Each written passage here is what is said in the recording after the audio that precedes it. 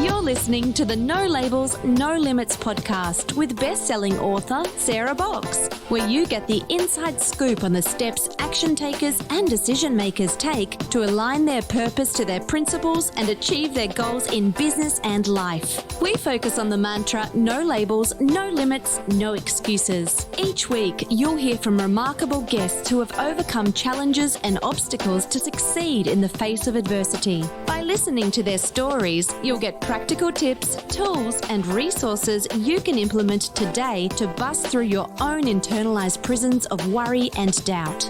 And now, without further ado, please welcome your commanding coach with plenty of chutzpah and heart, Sarah Box. Hi folks, this is Sarah, your host, and I want to thank you so much for downloading this episode of the No Labels, No Limits podcast.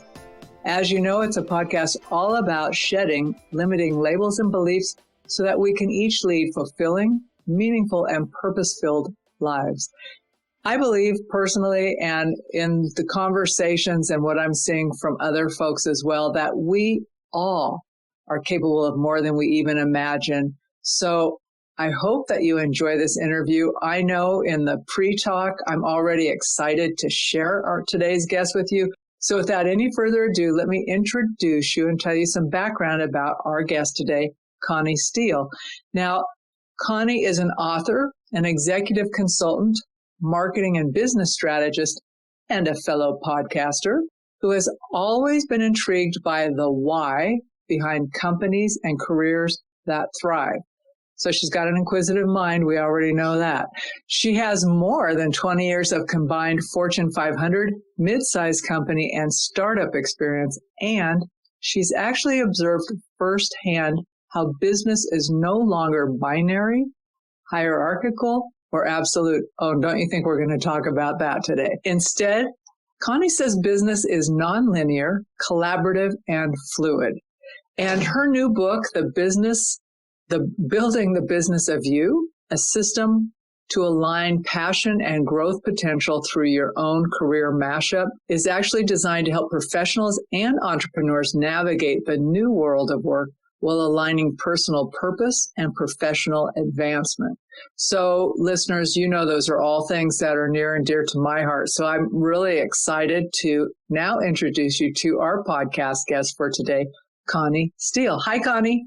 Hi, thank you so much for having me on your show. Hey, so with that short introduction, is there anything folks should know about you before we dig in that you're thinking, well, this might be helpful for them to know first? I actually also happen to be a martial artist. It's something that you and I had a chance to talk about. So that has been a passion of mine when I was young, but I never fully pursued it.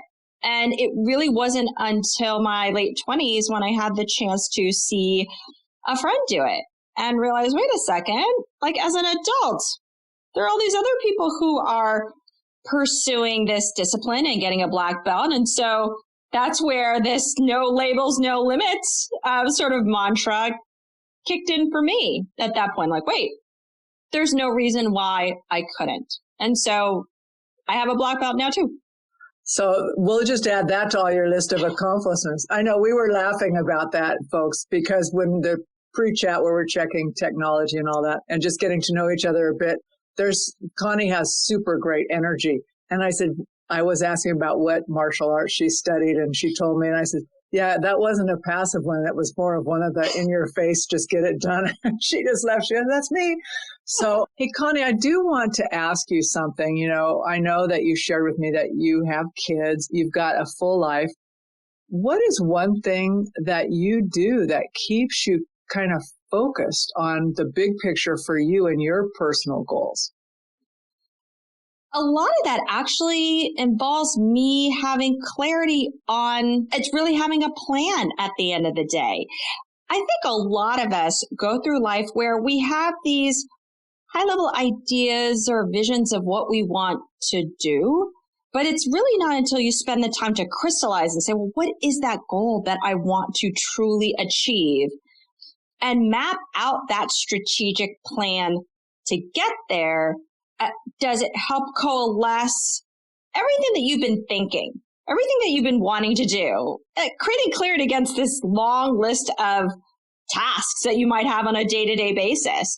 So for me, it's being very mindful and thoughtful of constantly reevaluating what is it that I'm trying to pursue, and sometimes being okay with the fact that maybe that bigger picture goal might not be clear right now, but accepting the fact that as I continue to gather information, I do these different things, I'm testing and learning along the way, it will provide that level of clarity that I want to continue to optimize what that goal will be, and to then also refine that approach in getting there. Because let's face it, we are all always changing because of the career stages that we're in and life stages that we're in. Inevitably, those goals are going to be changing. So to assume that there's a fixed point or a North Star isn't true.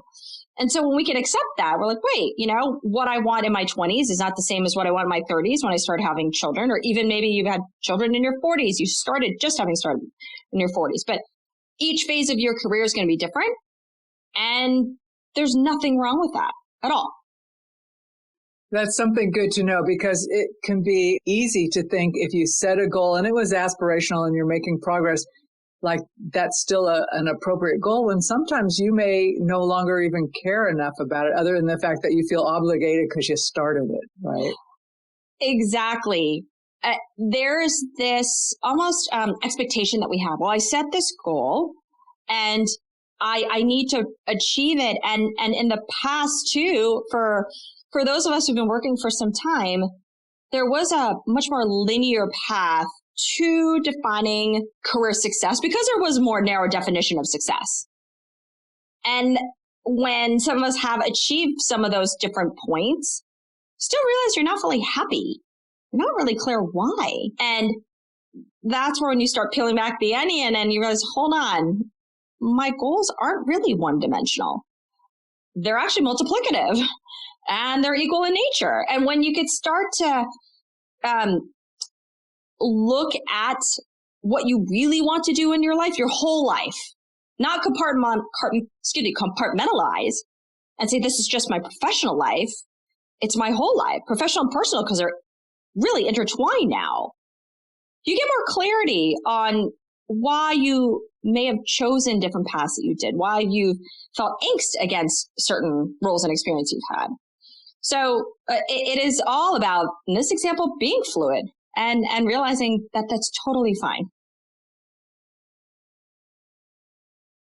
Let's talk a little bit about that exact thing. So you started, working in Fortune 500 startups, you had a number of different business environment experiences, right? Yes. So what were you doing before you entered that type of work? Did you do that right out of school? Did you always work? What was your path to kind of where you are now? Sure. Well, I'm first generation Chinese American, born in the U.S., grew up on the East Coast. In my household, academics were seen as a pathway to success. Even though I personally wasn't always focused on the academics, and I wasn't so narrow, but that was a definition in my parents' eyes. In college, I conformed to family expectations by getting a math degree because mathematical sciences was absolutely a focus. And even getting a double major in statistics. That was also an expectation, but I had no idea what I wanted to do with that. And subsequently, there was the expectation then go straight into graduate school. But again, I'm like, what am I going to do? I can go to graduate school with that degree, but what am I going to do with that when I come out? So I went to the library, looked at vocational books, and actually learned about marketing. I realized, wait, this is really interesting. I see the application of this discipline, but more importantly, seeing how the analytics, the math, the statistics feed into a specific discipline within marketing called marketing research. I'm like, bingo, that's it. I think this is what I want to do. I actually took a course in marketing. I realized I enjoy this. So that sort of set me on the course. So after graduate school, I got a job at a top consumer packaged goods company because that's really, you're focusing on, getting great grades and finding the best companies to work for, because that linear sequential career growth and progression model was what you followed. And so I thought, okay, great. I found it. I should be set. I should be happy. But I learned in that experience, school and work aren't the same. And realized, wait, this isn't fully a meritocracy. There's some hidden rules here that I'm not quite understanding. And I struggled, admittedly. And that's when I think I really felt some failure. What's wrong with me? Because I had succeeded academically before. And this is where it became really valuable to have that village and having the support of others who said, you're not alone. There are people to help you. And so, you start to learn these different elements of work, the softer skills too, that can help you progress. And so once I had that, I started to accelerate. But yet then I had another transition where I'm like, wait a second, I don't know if I want to continue in this profession and in this industry. And I realized I needed to make a pivot. And it was to really fulfill this right brain and left brain aspect of me, because I had been exposed to, marketing and advertising and what that world was like, even though I had been pushed towards a very quantitative route my whole life, even though I grew up being very artistic and very creative. And I was, wait, here's another discipline that I can move into. And at that time, technology was huge. And I had been just passionately studying it. But I knew that was it. I'm going to go into marketing and technology. So I made a pivot, had a wonderful connection, again, learned about continual networking. And it was through a friend of a friend who helped me get a connection into AOL. And then I found my home. Honestly, I just knew when I was there. Those were your people. It really felt like that was my people, and it was the right environment, but it was definitely this feeling. And yes, it was still at that time, prestigious company to be associated with it. So there was still probably some conformist aspects, but culturally it felt right. And then subsequently I stayed in the technology space and continued to move up in marketing and having these different roles, because I knew the importance of breadth in addition to depth. But as I continued and, I thought that next level, it's going to the next level, and that would make me happy. When I was unhappy in one particular role or company, it was like, well, wait, no, it's because of me not moving up fast enough, right?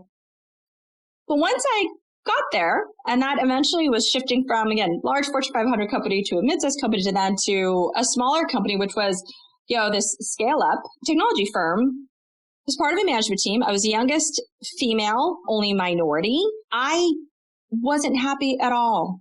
My children were young. I was working a crazy number of hours and realized that it wasn't everything that it was cut out to be.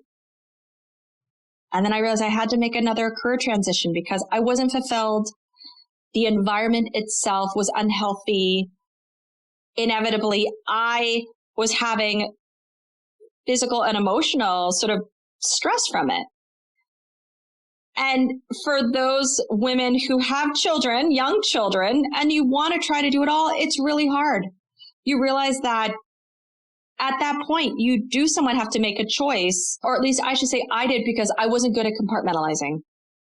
I couldn't compartmentalize giving it all at work and then coming home and compartmentalizing all that and being with my kids. It's when I was all in, and all I could ever do was think about work, which wasn't fair to my children. So that's when I sort of faced those fears and realized, wait a second, what's the worst that can happen?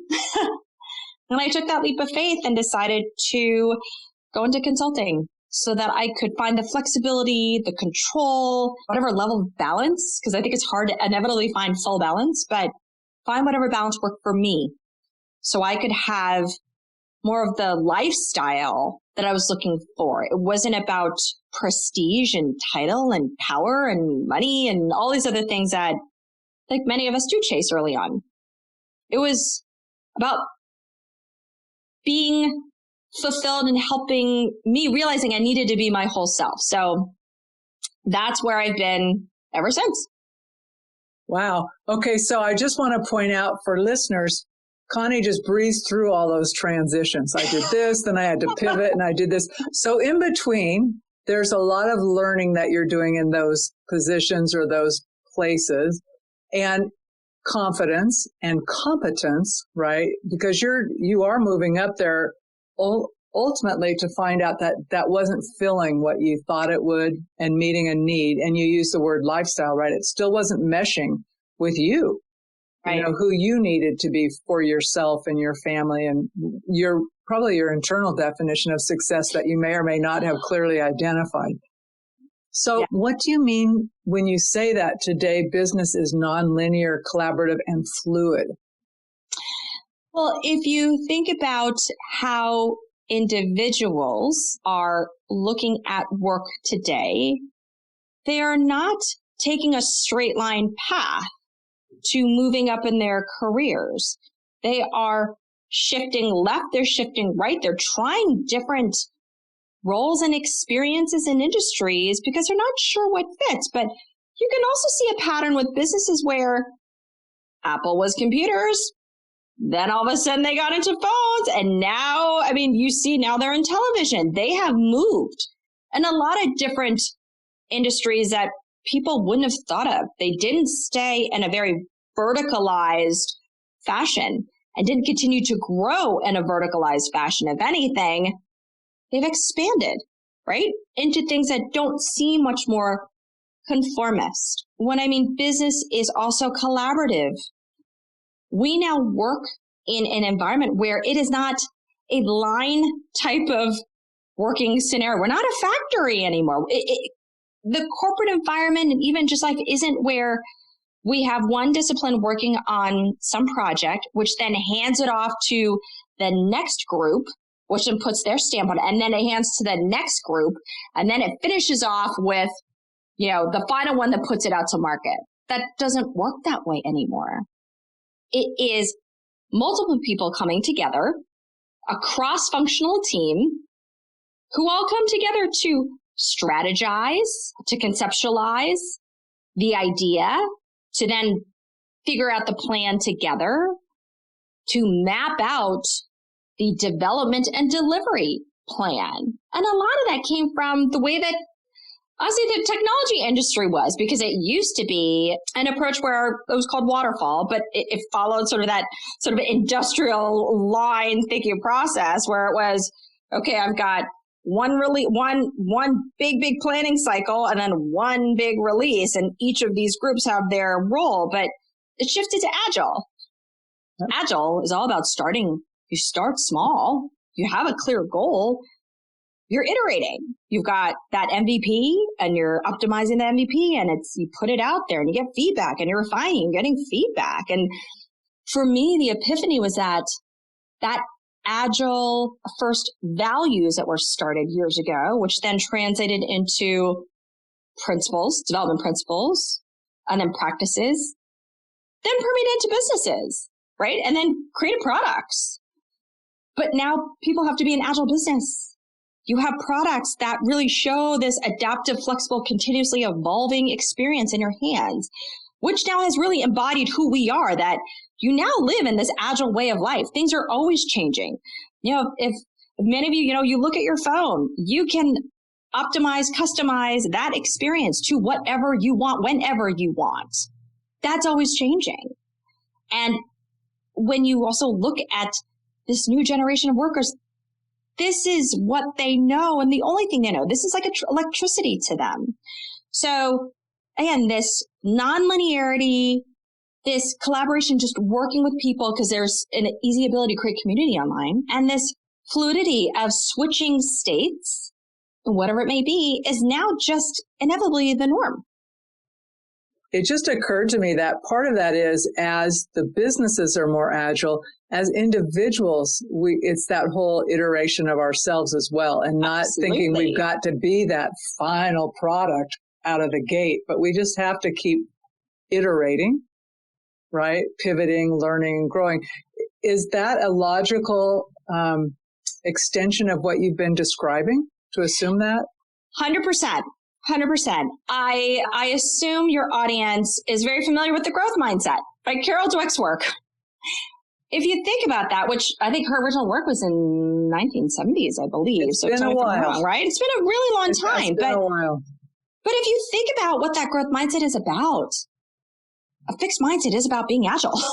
It's about continuously learning and growing, and you don't see failure as fixed. You don't see failure as a bad thing. Failure is about growing. And in the tech space, it's always about failing forward, because it's how you learn. It's how you understand what works and what doesn't to get to product market fit. So really what a person's trying to find is that company person fit, or, lifestyle person fit, whatever it is, you're trying to find fit. And us as individuals, we're not one dimensional, but the work environment in the past was much more straight line. It was much more one dimensional because it was much more conformist and very rigid. It's not anymore. The pandemic has obviously exemplified that because we are working at home, or if we had the chance, maybe some people were moving around. Maybe they're working in their homes. Maybe they decided to move somewhere else for a period of time and be a digital nomad and just get away. And they're working there. But technology has given you the ability to work wherever, whenever, however.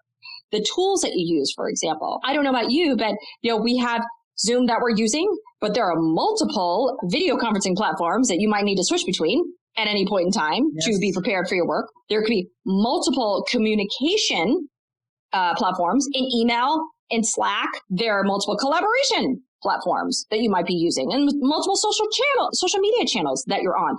But you are constantly context switching between all of them dynamically. That is now your world. That is another example of fluidity. I'd say another example is in people's identities today. So, my kids are 10 and 13, but the world that they're growing up in is one where their friends or their peers are recognizing, they're saying, I don't want to identify as male or female. I may be, female today, or maybe I realize I am something else, or, there isn't this desire to be boxed in anymore, because there's now a world of optionality that just didn't exist. Therefore, because of that optionality, it gives people that opportunity to sample, to try, to express themselves, and again, be fluid at the end of the day. So where do you see the extension beyond where we are today? So if you were to take what you've been describing and think 10 or 15 years out, right? Yep. Where do you see this evolution, or the kids who aren't even born yet, right? That will be coming up, and they'll be the age of your kids 15 years from now, right? What are you forecasting in your brain that we'll be experiencing? The key thing is this shift towards individual agency, which is why that book is titled Building the Business of You. It's about you being your own CEO, because in today's world right now, we are all product and services on the web, whether we like it or not. Anyone can look us up, and there's a profile of us. You have control over how you want to show up, and have that person evaluate if they want to engage with you or not, or them paint a perception of you based on how you want to shape it or not. But in this new world where you are now a product and service on the web, and there is the ability for companies or other individuals to hire you based on what you do, you then have to look at yourself as a business. You have to understand how to position yourself. You are a brand. You're a business. So therefore, you need to strategically plan what you're about. And so that being said, and if people are choosing individual agency because they don't want to conform to an environment that doesn't fit them, what it means is that you're going to have a very different dynamic in the workplace, where I almost really see this as almost an ad agency model, where you do have a core set of people who are the full-time employees, but in order to be able to deliver in the speed in which business is going to be moving, you need to be able to scale up, down, left, and right. And agencies have a breadth of consultants, contractors, temporary workers, and so forth, where they just bring in, it's almost like a tiger team, really. So you're going to need to know, as that manager, who are the right people to immediately bring on to a project, to have the right expertise in right level, and will be inevitably people that you hire from all over the world because it's happening now. It is. And it's exciting. Yeah. It's exciting, I think. It creates a different level of certainly collaboration. It creates a different level of complexity too, just because as a manager, you now really, really need to be in tune with people because now you're not only dealing with a location challenge for some, but you're dealing with different personalities, different cultures, different disciplines. And so those people skills are going to be so, so important for a manager to build and refine and hone. Because if really you only get to see your team once a year, then you're really going to have to get to know, understand, you're really going to have to understand what's the best method to build that connection in a digital way. And it's not just sending a message. No. Right? I think we had talked about that level of EQ is going to be so important for people to build. Those people skills, those relational skills have to be honed because you're not going to be able to control what's happening in the same way. And you're going to have to almost have a sixth sense based on patterns that you see of people's actions and behaviors to then know how to steer your team effectively. So the manager of the future is really going to need to be this amazing super manager, hybrid worker, right? Because it's going to need to encompass so many different skills, but also that individual too also needs to build those important people skills because you're going to be working as a team and your team is not all going to be based in the States. No. So you also have to know how to effectively influence and network yourself and communicate and deliver in a way that people feel like they're working in conjunction with each other, not in competition with one another.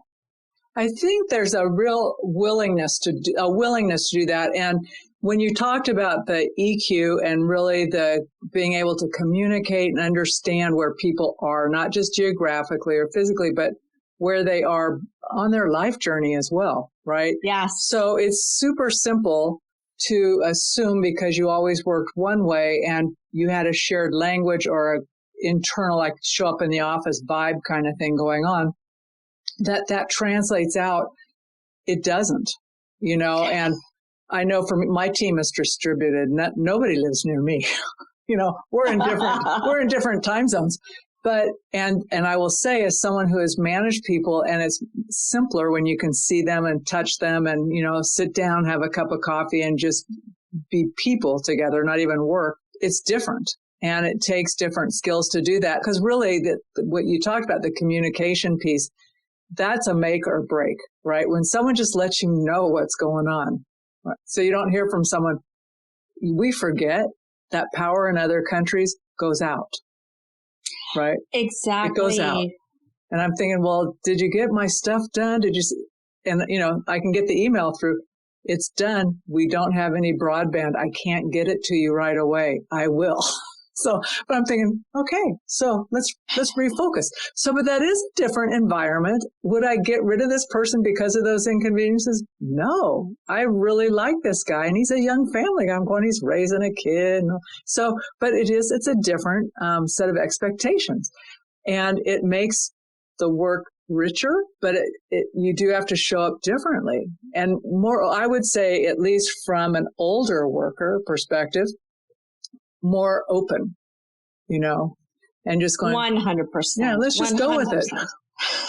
Go with the flow. That's why I said it's part of the book too, is that it is so much about being okay with situations constantly changing and realizing, all right, this is what happened. Didn't foresee that. Let's just move on and come up with a solution to move forward because we now all live in a world where uncertainty is the new certainty. Yep. When we can accept that and realize too, just change is constant. You're able to train yourself to adjust to those circumstances and not be so focused on, well, I need X done, because that was the culture. It's like, I need to have this done by this time, otherwise I can't move forward. And that is very much this line process. It's like, it's fixed here, and then I can't do this here, and I can't do this here.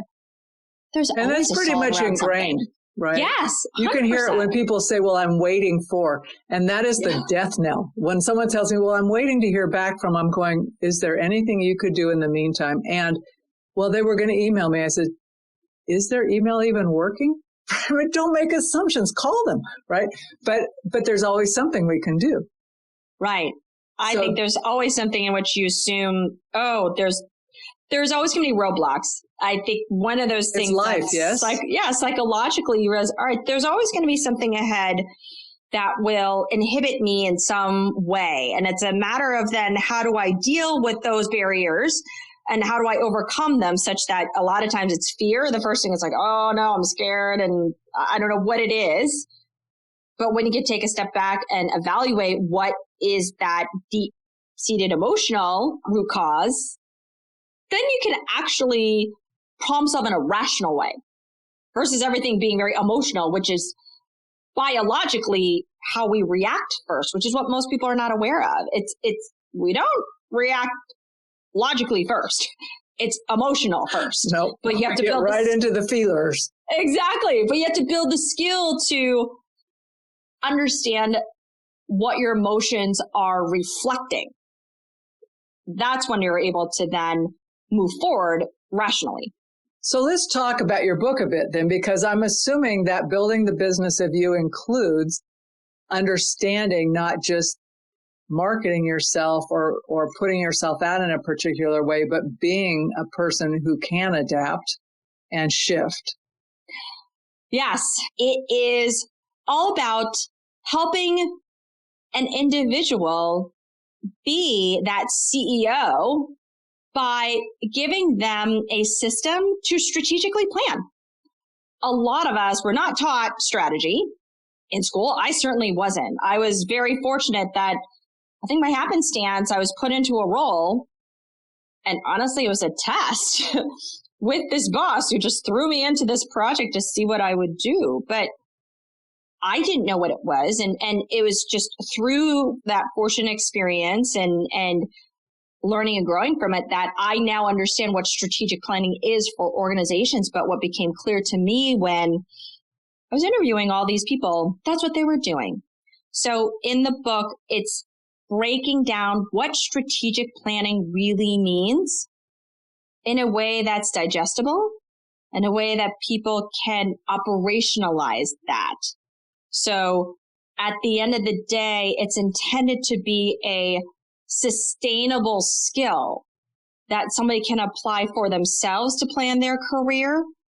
But it's also a practical skill that they can use if they are working for a company or if they want to start their own company, because all companies do strategic planning to get to where they want to go.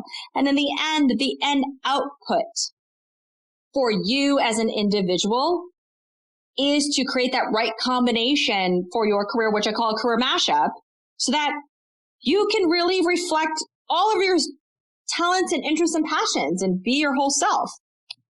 So I love your terminology, career mashup. And you were talking about how that is the new future of work, in definition. And you talk about the success definition changing as well. Will you say a little bit more about that, Connie? What has become very clear over the years is how people have looked at what success means to them. And I have, not only is there data out there, right? When you particularly look at the generational data, particularly millennials, they are looking at purpose. They're trying to define their own why, not just profit. They're wanting to achieve that work-life balance. They're looking for social impact. So their goals are very much multiplicative. It isn't just wealth creation or title or power. In fact, a lot of times it's not, and they won't even take maybe a job has more prestige, more money, and a bigger set of responsibilities. But you're finding people leaving those kinds of industries or not even taking those jobs because that's not what they want in their life. They realize their professional and personal lives are intertwined, and that holistic view of who they are is really important to take into account. And so as a result, you have these shifting goals that some may define a job or a career as, well, it's about money. But you have a lot of people who are saying, no, it's not about money. It's this higher order fulfillment. But fulfillment is also defined very broadly, and it's very individualistic. So that's really a key piece, is that you naturally see it, and millennials and younger, because they've seen somewhat of the repercussions of those that have been older, who have been their parents having worked in their corporate jobs for some time and unfortunately not having the stability that maybe they were perceiving they would have. And then also others where they've worked for some time, they're realizing, wait a second, is this what it's all for? I'm not sure this is what I want. And so inevitably, people are reevaluating it. And I think the pandemic also has brought this to the forefront and made a lot of people reevaluate, what is it that I really want out of life? Who I want to be? Who do I want to support? Who do I want to be around? And it's just created a lot of that introspection. And I know I've been having conversations with folks, and I'm just asking people, what are you putting back in that, was taken, right? That you couldn't be traveling, you couldn't have all this busyness, but are you being intentional about what you put back in? Or are you just saying, wow, once I can do all of it, I'll do it all again? And most people are saying, I'm really thinking about what I say yes to, right? Because there's the recognition of how much stuff you do because of to use your word, conformist, right? Go along, get along, be part of the team, whatever, and that it doesn't fit for them. The pandemic has shown there has been a different way to work that maybe others didn't have the opportunity to be exposed to. Yep. It forced it. And you see that in general, there has been articles espousing the importance of looking at people as humans, this whole notion of authenticity. It's everywhere, but it has felt that it's felt that it hasn't been realized. I mean, everybody's talking about it, that yes, we know we need to be, authentic to other people and recognize the individuals, but it hasn't translated into practice. And it forced a lot of organizations to have to think differently, have to be compassionate, because we're all human in this kind of situation. Your book has some practical tools and tips in it and some important information in there. Are there a couple of those that you think stand out most for folks, or is it a linear, like when people read it, does it take me from point A to B to C? It does take people from point A to B to C to explain the reason as to why the world of work has changed, subsequently what people want out of it as a result. But it does go through the system in a sequential way to help people understand what they all are. However, as a strategic planning system, the reality is that it also has to be dynamic, because we now live in a world that's dynamic, that has to be adaptive and flexible. So it is one that is very much flexible. But to help people understand it first, it is sequential. So I guess this might be helpful just to go through them quickly. Sure, but let's do it. The first part of this system is spotting the trends. All this is, it's about doing your research and analysis on the industries, the roles that you may be interested in. But what you're doing is you're looking at it at a macro level way to say what's happening in those spaces. So you can get some understanding of the implications to those industries, those markets, to those roles, to those jobs, to those skills. But then you have to do your own internal analysis for you. Understand what fits you personally, what environments, what those jobs are, what those skills are, what your strengths are. And in the book, we talk about you doing a 360-degree review of yourself.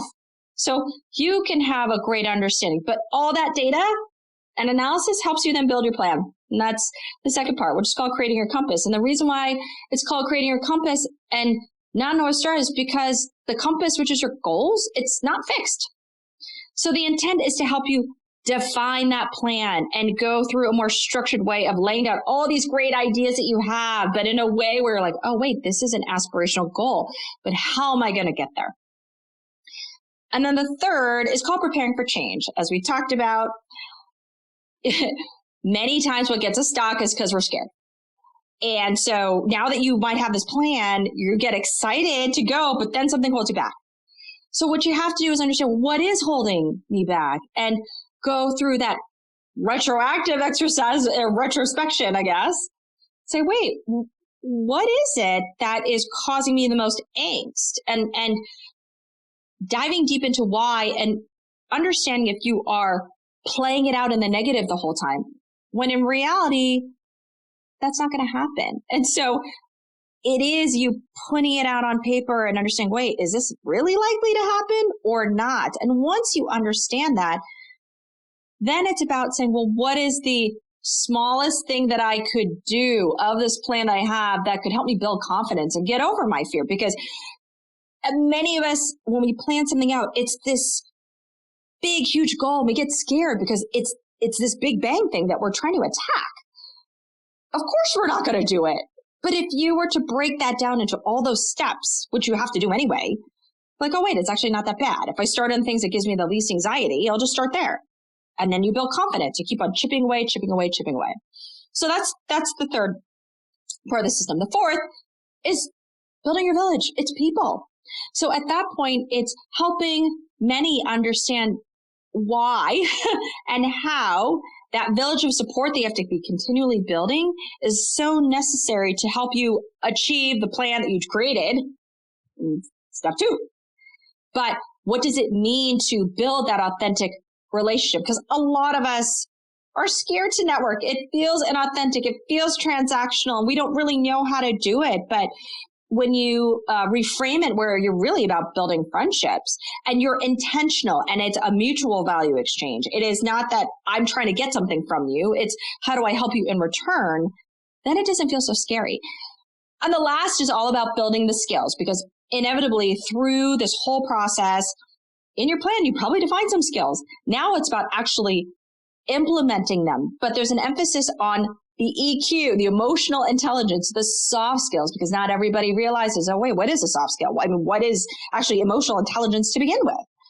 So we go through that. But if you think about all those steps and now try to envision this linear 5-step approach, which is research, analysis, planning, and execution, to one where at the center, it's your compass. You always have some goal in the middle. But really around it, which is always feeding your compass, is spotting the trends, which is data, networking, which is people, and then you have the skills. You're always kind of building those skills along the way, those experiences. They are each feeding each other bidirectionally. And throughout this whole process, though, you have to deal with change in everything that you do. So that is the dynamic strategic planning process that you're going to go through. But first you need to set a plan. If you have no plan, then you have nothing in the center that you're working towards constantly. But that's really how it shifts from one that is linear and sequential seemingly to one where you realize, oh, wait a second. No, this is like constantly dynamic, but it just becomes innate. You just always know, well, yeah, I have some plan towards something. But each piece of information I get, no matter where it's a person, a skill, or a report that I see, they all feed each other. Okay, I'm going to switch gears on you for a second here. Okay. I want to go back to your martial arts. Well, because we're getting ready to wrap up the interview pretty quick here. But Great. I'm so curious, I think about what you shared and your background in martial arts. And I'm wondering if you see any parallels for, the philosophy that you learned or what it took to get your black belt to the journey you've been on over these past couple of decades, just doing all this work? 100%. I would say first, it is breaking out of those labels and realizing, wait, no matter what age you're at, you can start something. And it is going to be a journey, but if there's that commitment and persistence, you can build that skill over time and achieve that level, right? So in this case, you reach that black belt, that pinnacle, you can absolutely do that. So I'd say that's one, but just the philosophy of martial arts, and this is actually in the book, but that whole notion of flow, as if people are Bruce Lee fans, right, is saying it's be water, right? And so you are always in this flow state. And we know now in literature, it's more common, right? Talking about that flow state. When people are feeling like really on, there's a flow state that you feel, mind, body, connectedness. And I didn't even realize that when I was doing it, that's how I felt. I didn't know at the time, but I just knew this is something I had to do. And it gave me a lot of calm when I had a really stressful day at work. As soon as I went to a martial arts class and I got it all out, it just helped center me. That was the thing that helped me. But it's just generally that philosophy as well from, how Bruce Lee was looking at it and how he even created his own, which is a mashup. He took the best of different disciplines and created his own style because he knew it just one specifically wasn't necessarily optimal. It is leveraging from all of them. And so a lot of those, and that honestly was somewhat in hindsight, to be honest with you. So it was kind of writing the book and I realized, oh, wait a second. This is probably why I was so drawn to martial arts, Bruce Lee, not because he was Chinese per se, but it was because of, the philosophy around it. That's where I think it helped me realize this is just a valuable part of my identity and help me be who I am. And it shows this, I guess, strength. At the same time, this control and flexibility and agility all in that particular discipline. It kind of mirrored your what you were doing professionally too, though, with the agility and flexibility in your career and your family. So it's an interesting counterpoint. Right. And a lot of this, you don't have that clarity about oneself, I think, till later in life. I know I didn't. But it's not until you've worked for some time, in my case, and you start just to evaluate your own why and see that there's been a purposeful decision and approach to things, even though at that time it didn't seem that way. It happened, but there is a threading and a pattern you start to really recognize, which starts to then explain who you are and why you are and how you approach things. And that just creates a lot of peace at the end of the day, because you have then, I think, really gotten to come to terms with what makes you, right? That is the hardest part. Is I think everybody's searching for who am I? What really, really makes me me? What makes me stand out? What makes me happy? And that's a complex answer. But if you treat this as it's an ongoing journey to learn, and it's okay if you fail, like you'll eventually get there. And you can't put a time as to when. And that is okay. That's actually more than okay. Yep. If you find it, that's wonderful, because a lot of people don't even find that. Connie, this has been such a great conversation, and thank you for being flexible and hitting on different topics with me. But I want to let our listeners know where they should go to find you. Like, where do you hang out? Where is the best place for people to find your book? Sure. How can they stay connected with you? I'd say the best thing to do is go onto LinkedIn. You can look me up, Connie Steele. That's Steele. Remember, there's an E after that. And to learn about the book, you can go to the book website, which is www.bizofyou.co, bizofyou.co. The book's available on Amazon and Barnes & Noble. So it's everywhere, basically. Everywhere you could want to be is the book. And one last word of advice from you or from someone who's just going, oh, I don't know, that would encourage somebody to take that first step forward. I would say it's really failure, mistakes, maybe you even see it as losses, are all a good thing. Because that's really how you learn. It doesn't feel that way in the moment. It could feel absolutely crushing. It feels as if, you're wondering, what did I do and what's wrong? And it that unto itself could completely paralyze you. But when you look at the incredible learning you're going to get out of it, that's the only way you know how to some degree move forward in the right direction and not to repeat that project initiative or work with those kind of people or be in that kind of environment again, because it's a whole journey of figuring out what fits for you. And if you don't run into these things, you're never going to really know what feels right and what doesn't. So try to turn that into a positive versus a negative. And we all will treat that as a negative at first because nobody wants to feel like they're failing. Nobody wants to feel like they have a fear of shame or anxiety, but we all do. Every single one of us do. And that's okay. That's really okay. And don't be ashamed of that. Thanks. We'll take that advice to the bank. So, hey, thanks so much, Connie. And we'll be back in touch. Thank you so much for having me. It was wonderful and so much fun in terms of the discussion that we had.